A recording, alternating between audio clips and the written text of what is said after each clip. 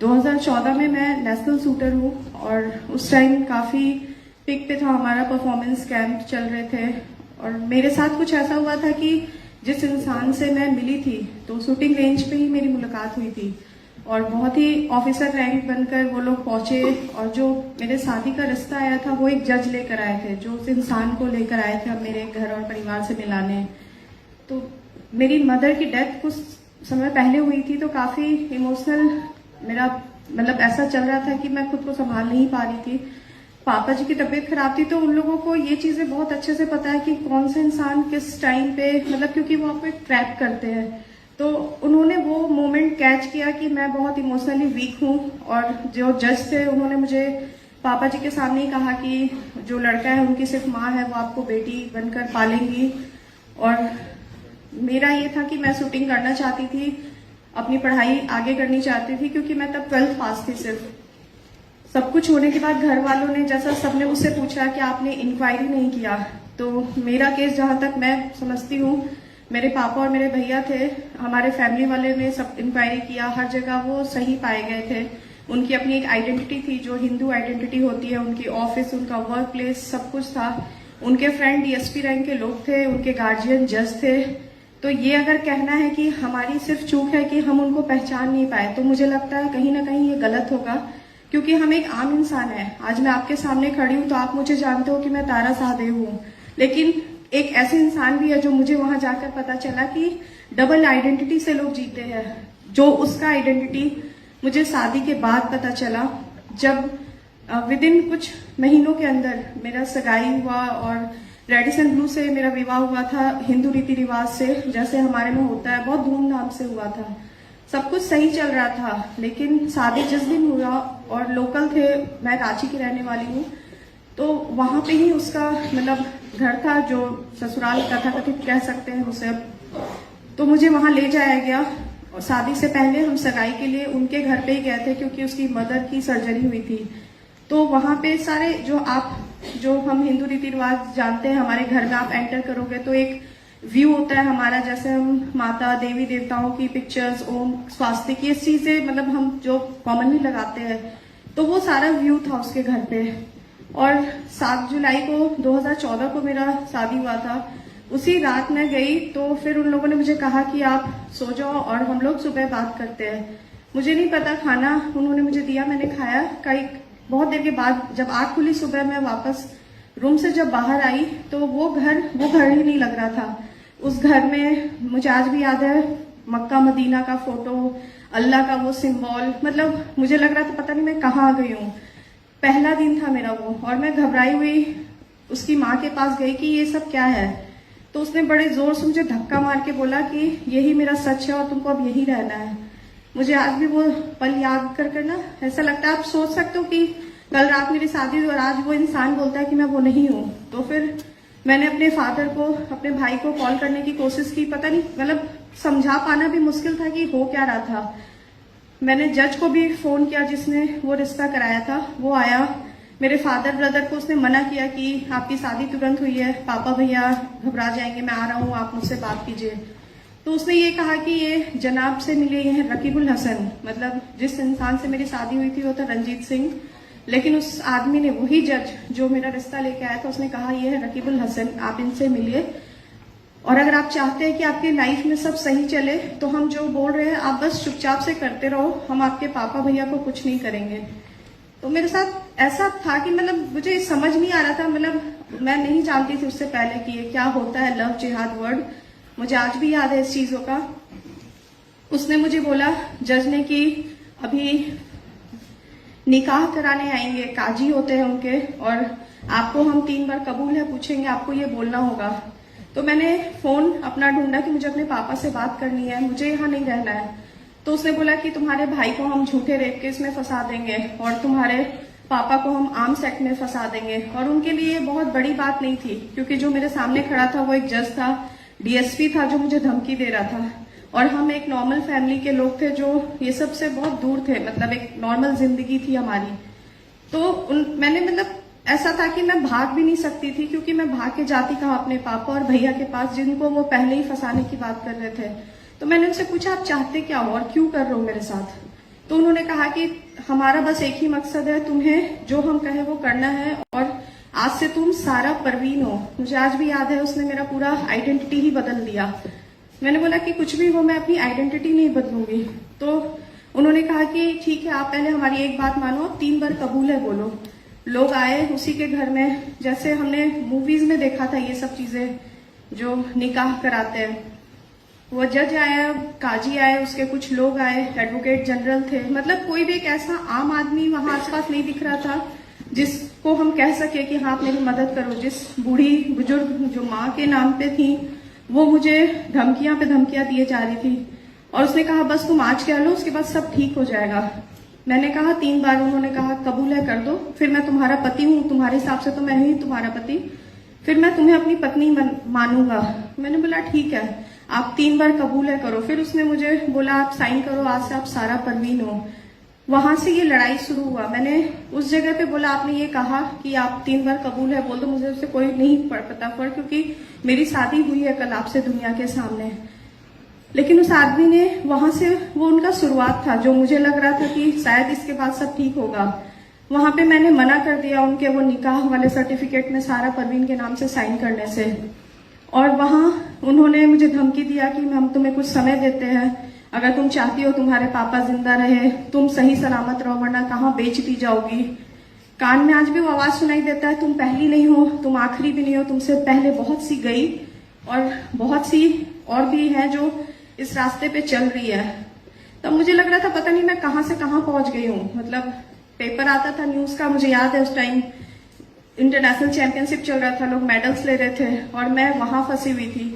पापा जी का फोन आया, अगले दिन वो मिलना चाहते थे, तो उन्होंने कहा कि नई शादी है, आप समय दो, वो लोग घूमने गए। ये चीज सिलसिला चलता रहा, मतलब कुछ दिन तक, जब तक उन्होंने बोला, मैंने बोला मुझे समय चाहिए, क्योंकि मैं खुद को समझाना चाहती थी कि मैं कैसे निकलूं। मुझे ऐसा था कि मैं नहीं चाहती थी कि मेरे पापा और भैया को मेरी वजह से कुछ हो जाए, या वो समाज जो हमें एक बार विदा करके भेज देता है, क्या वो ये सच जान के हमें एक्सेप्ट कर पाएगा। क्योंकि मैं जहां से आती हूँ, मैं एक राजपूत फैमिली से हूँ, तो मान सम्मान हमारे लिए बहुत इंपॉर्टेंट था। हमेशा से माँ ने बताया था सम्मान बहुत इंपॉर्टेंट है। तो उस इंसान ने एक झटके से थप्पड़ मारा कि तुम्हें जीना है तो तुम्हें वही करना होगा। मेरे लिए उसके बाद का टॉर्चर कोई मायने नहीं रखता था, क्योंकि मेरे लिए वो थप्पड़ बहुत था, क्योंकि वो वहां पे टूट गया था सब कुछ। तो मैंने उसी दिन डिसाइड किया कि चाहे ये जो भी इंसान है, मैं इसको छोड़ूंगी नहीं और मैं ये सच को तो सामने लाऊंगी। मुझे सच में नहीं पता था कि मैं किस चीज की शिकार हुई हूँ।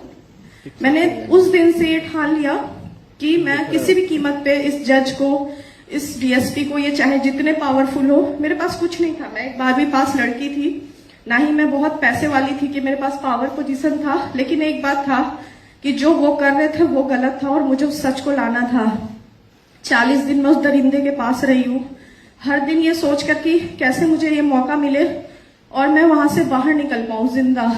उसने मारा, कुत्ते से कटवाया, कई बार गलत काम करने की कोशिश किया भी। लोगों के पास उस मुस्लिम जज के घर ले जाया गया कि तुम्हें बीफ खाना है, जबरदस्ती हर एक चीज कर, जितना एक लड़की को आप तोड़ सकते हो उसने तोड़ा। मेरे पापा भैया आए, उनको कहा गया कि हम बाहर घूमने गए हैं। मेरा फोन इन लोगों ने छीन लिया। जब भी बात कराते थे स्पीकर ऑन करके, मुझे ये था कि मुझे मेरे पापा भैया भी सही सलामत चाहिए था और मुझे मेरा सम्मान वापस चाहिए। तो फिर उसका एक शेड्यूल था। ये ना एक नॉर्मल इंसिडेंट नहीं है जो हम सोचते हैं कि कोई एक वर्ग के लोग आ रहे हैं आपके जीवन को खराब कर रहे हैं। एक आतंकवादी लोग हैं। मैंने उस पे घर पे देखा था सैटेलाइट फोन, जो हम आम आदमी नहीं देखते हैं, जो हमने मूवीज में देखा था। वो रात में वो फोन निकालता था, कई फोन, कई सिम्स चेंज कर करके, अलग अलग देश के उसको पैसे आते थे कैश। जब बेल बजता था, पैसे का बैग भरा हुआ आता था। ये एक आम लोग नहीं है जो हम सोचते हैं कि नहीं, कोई एक लड़की थी जो प्यार के चक्कर में फंस गई और किसी मुसलमान के घर चली गई या शादी कर लिया। ये हमारे लिए सोच से बहुत परे है।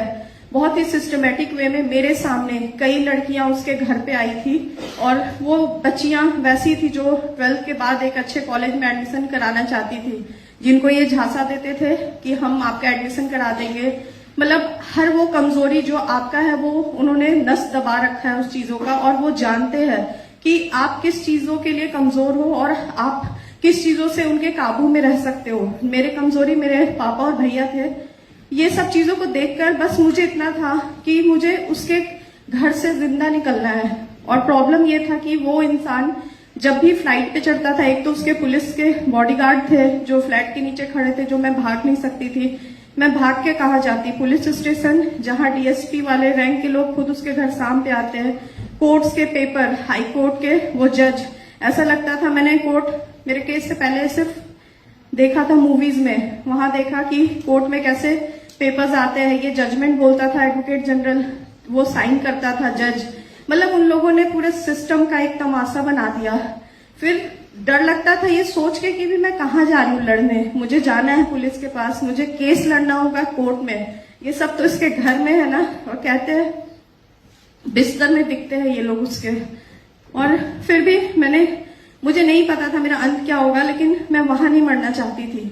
मैंने डिसाइड किया कि बस किसी भी कीमत पे मुझे बाहर निकल जाना है। एक काम वाली थी जिसने मुझे वो हिम्मत दिया है, आज भी मैं उसकी थैंकफुल हूँ, जिसने मुझे इतना हिम्मत दिया कि दीदी अब भाग जाओ, कहीं भी भाग जाओ। तो उसी लड़की ने, उसी काम वाली ने ही, मैंने उसको नंबर दिया था कि जब मैं कहूंगी तो मेरे पापा भैया को बोलना पुलिस लेकर आएंगे घर पे, क्योंकि मुझे पता था ये मुझे ऐसे तो कभी जाने नहीं देंगे। उस काम वाली ने ही मेरी मदद की। और एक दिन समय आया, क्योंकि उसके फ्लाइट का टाइम जैसे हमें पता है, क्योंकि रांची की थी मैं, हमारा बहुत 2014 का टाइम है, बहुत ज्यादा फ्लाइट नहीं चलते थे दिल्ली और कोलकाता की रात की फ्लाइट। तो शायद उस दिन भगवान मेरे साथ थे। उस दिन रिंग हुआ बेल, तो मुझे मारकर बहुत ही बुरे कंडीशन में किया था, तो मुझे काम वाली उठाकर बाथरूम लाती ले जाती थी, क्योंकि मैं चलने के लायक भी नहीं थी उस टाइम। तो बेल बजा तो काम वाली, क्योंकि मेरे साथ थी, तो उस आदमी ने खुद गेट खोला। तो जो भी वो इंसान था उसने कहा कि सर आज रात की आपकी फ्लाइट कंफर्म है दिल्ली की।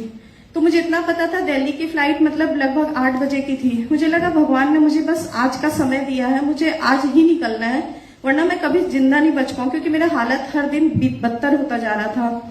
मैंने उसी समय काम वाली को, उसने ही पेन लाके भी दिया उसके रूम से, नंबर दिया कि मेरे भाई को बोलना 8 बजे वो आ जाए पुलिस लेके, अगर लेट हुआ तो भी ये मुझे मार देंगे, पहले होगा तो उसकी माँ उसे बता देगी और सारे लोग मुझे कैप्चर कर लेंगे और नहीं आने देंगे, जिंदा नहीं निकलने देंगे वो लोग। ऐसे ही हुआ।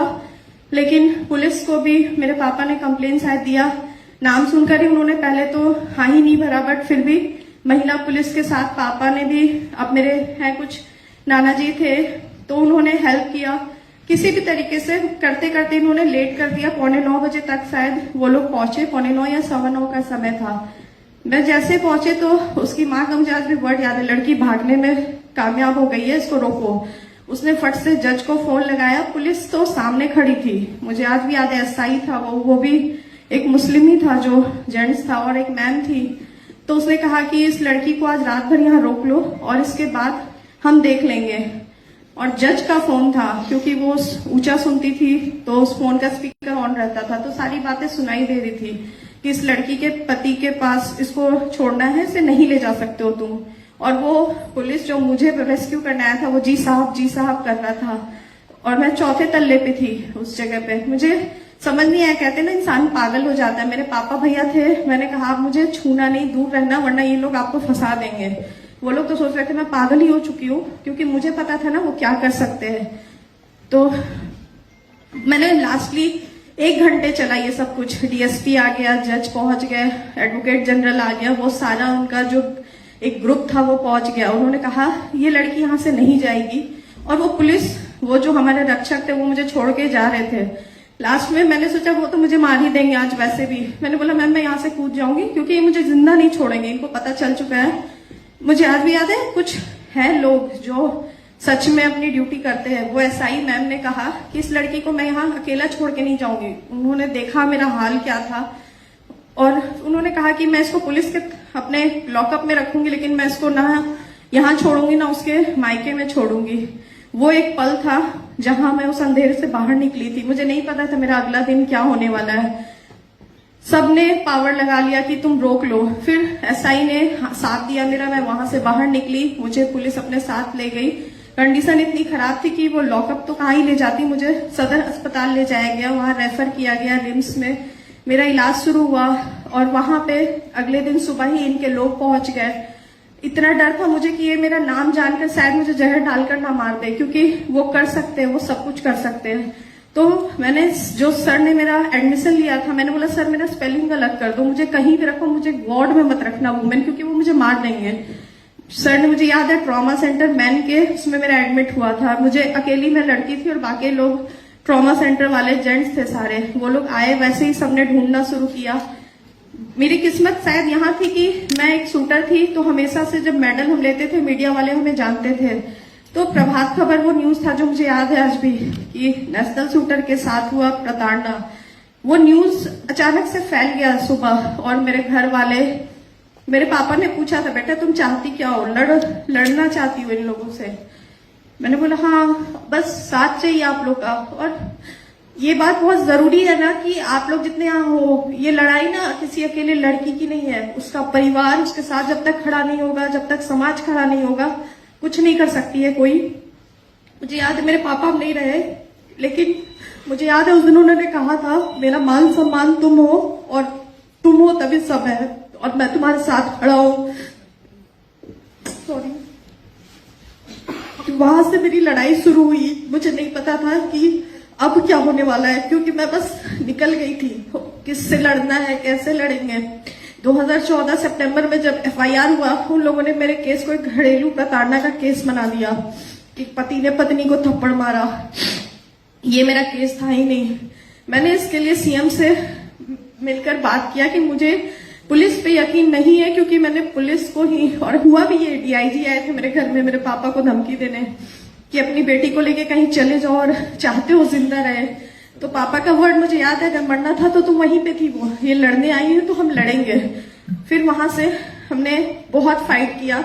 मैं थैंकफुल हूँ हर उस संगठन, हर समाज के हर एक लोग के, मेरे परिवार का, जो लोग मेरे साथ नींव बन के खड़े रहे। हम लोगों ने 1 साल लगा था मेरे केस को सीबीआई का केस टेक ओवर करने में, जब सीबीआई मेरे केस को टेक ओवर कर आगे बढ़ी थी, क्योंकि मेरे पास सारा प्रूफ था, लेकिन कोई मानने को तैयार नहीं था। उस दरिंदे को पकड़ने के लिए रेस्क्यू टीम जो पुलिस की होती है, जो शायद अरेस्ट हो जाना चाहिए था, उसको उन्होंने 4 दिन का समय दिया कि वो सारा प्रूफ अपने घर से निकाल दे।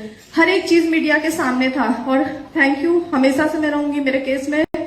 मीडिया नहीं होती तो शायद मैं जिंदा ही नहीं होती। मीडिया ने अपनी तरफ से हर एक न्यूज लाकर इतना प्रेशर बनाया उस दरिंदे को, यही जबकि मैं रांची में थी, वो रांची में था, वो यहाँ दिल्ली हरियाणा के किसी बॉर्डर पे अरेस्ट किया गया था। मतलब इस लेवल पे जज के गाड़ी से वो भागा था, जो आज भी ऑन रिकॉर्ड है।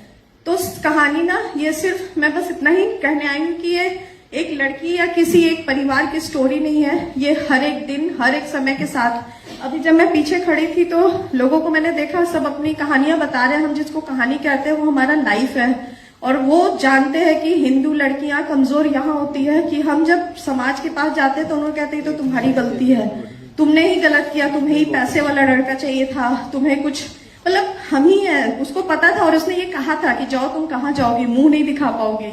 मैंने देखा है लोग मुंह कवर करके आते हैं, मुझे उसने बुरखा के लिए बहुत टॉर्चर किया था। तो मैंने उस दिन कसम खाया था ये मेरे पहचान की लड़ाई है, और मैं मुंह छिपा के तो कभी नहीं लड़ूंगी, और मैंने कभी भी अपने आप को कवर करके नहीं लड़ा, क्योंकि मरना तो वैसे भी है, किसी दिन भी मरेंगे, लेकिन ऐसे घुट के तो नहीं मर सकते।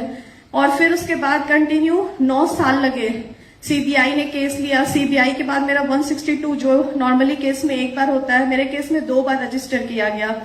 मुझे, जो आप कहते हो ना स्टेटमेंट रिकॉर्ड होता है एक विक्टिम का, कोर्ट में मुझे याद है 8 महीने मेरा पर डे बेसिस पे, सिर्फ ऑफ डेज हॉलीडेज छोड़कर, मुझे 9 बजे से लेके 1-1:30 बजे तक का कंटिन्यू मेरा चलता था क्वेश्चन। मतलब किस लेवल के लोगों ने नहीं चाहा कि हम टूट जाए, या मेरा बयान बदल जाए, या वो इंसिडेंट मैं भूल जाऊं। हर एक पल, हर एक चीज आंखों के सामने था। तो जज ने स्टेटमेंट में भी लिखा 9 साल लगे हैं मुझे इस लड़ाई को लड़ने में। 2023 में मेरा जजमेंट आया, 23 नहीं 24 में, जिसमें जज ने ये माना, और उस दरिंदे को उम्र कैद का सजा मिला है, और वो जज उसे 15 साल का सजा मिला, और वो बूढ़ी जो माँ कहती है उसे 10 साल का सजा मिला है।